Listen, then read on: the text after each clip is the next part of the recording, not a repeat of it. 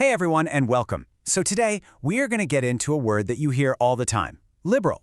But here's the thing, what it meant, say, 150 years ago is a world away from what it means today. So we're going to unpack that huge pivot, from the original idea to the modern version we know now. So let me just ask you, what does liberal actually mean? I mean, seriously, depending on who you ask, you could get completely opposite answers, right? It's a word that is just loaded with history, and it turns out a ton of change. And to really get a grip on the political debates happening right now, we got to understand how we even got here. Okay, so let's break this down by looking at it as a straight-up comparison. On one side, you've got the original blueprint, classical liberalism. And on the other, the major redesign that came way later, modern liberalism. You can almost think of it like Liberalism 1.0 versus Liberalism 2.0. Right, so to really get why this big pivot happened, we have to rewind the clock and go back to the beginning. Let's dig into the original and honestly revolutionary ideas of classical liberalism. This was a philosophy that rose up as this powerful challenge to the old world of, kings and feudalism. The absolute bedrock of this whole worldview was this belief in natural rights. Thinkers like John Locke argued that every single person, just by being born, has certain rights. Life, liberty, and property were the big ones. And these aren't gifts from a king or a government, they are yours, period. They're inalienable. The government's job is just to protect them, not hand them out. So, what about the government's role in all this? Well, this quote from Thomas Paine just nails it. The state is necessary, you kind of need it for basic law and order, to protect those rights we just talked about, but, and this is a huge but, it's also an evil because it's always seen as this constant looming threat to your individual freedom. And the perfect metaphor for this whole idea was the night watchman state. The government's job is supposed to be super minimal. Imagine a security guard whose only job is to stop people from, stealing your stuff or hurting you.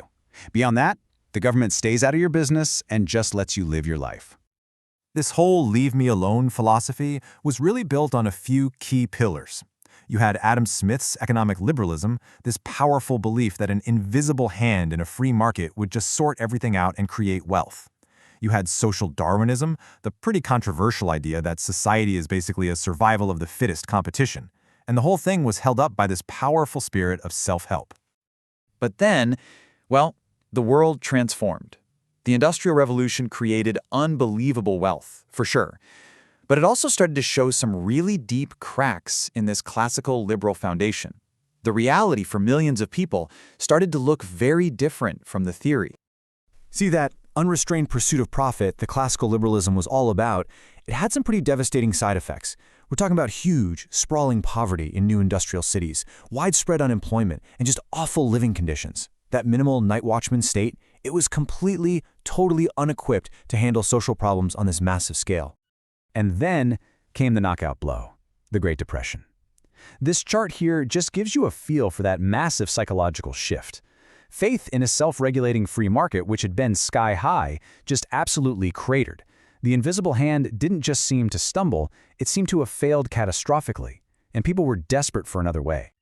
This crisis, it forced this profound reevaluation of everything, starting with the biggest, most fundamental concept of them all, the very meaning of the word freedom. And folks, this is the philosophical heart of the entire story, the great liberal pivot. Okay, so this is the crucial distinction, right here. The classical liberals were all about negative freedom, freedom from things, especially from government interference. It's the right to be left alone. But a new idea started to take hold, positive freedom, and that's the freedom to do something, the actual real-world ability to achieve your potential and be in control of your own life. Now, the key guy who really stands at the crossroads of these two ideas is John Stuart Mill. You can see from his famous line here that over himself, the individual is sovereign, that he was still deeply committed to that original idea of individual liberty. But he started to wonder if just being left alone was really enough for a person to truly flourish. And this is where he throws this brilliant curveball into the old ideas. Mill argued that the goal of life wasn't just, simple pleasure-seeking. It was about developing yourself, about pursuing higher quality happiness. He famously said he'd rather be Socrates dissatisfied than a fool satisfied. And to reach that kind of life, he figured, you might need a little more than just being left alone. So thinkers like T.H. Green took this idea and just ran with it. He made the powerful point that things like poverty and desperation basically cancel out your freedom. I mean, what good is your freedom of contract if your only real choice is to take a terrible job just to keep from starving? True freedom, he said, requires the actual capacity and opportunity to act, to make real choices. Now you can probably see where this is going. This huge shift in thinking had massive consequences. Because if freedom is now about enabling people to reach their potential, well, that completely changes the job description for the state, doesn't it? The night watchman has to become something else entirely.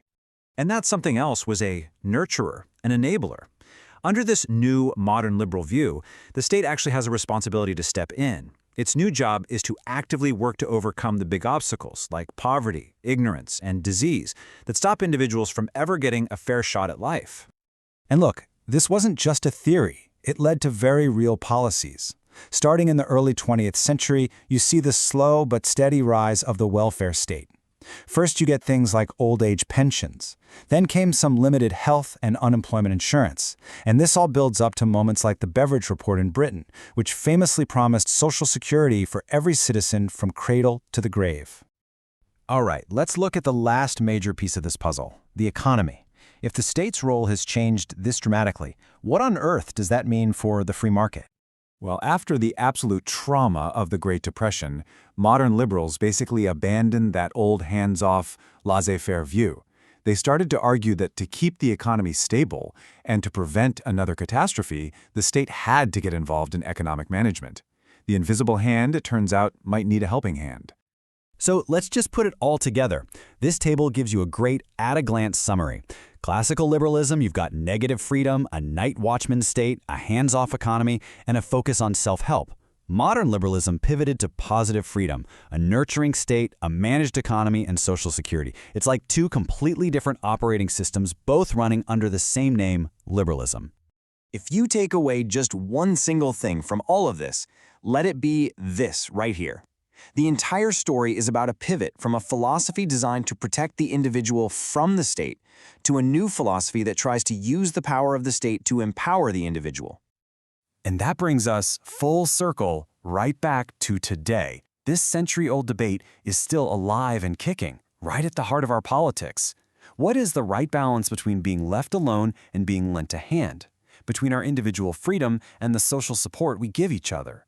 That is the fundamental question these two liberalisms have left for all of us to answer.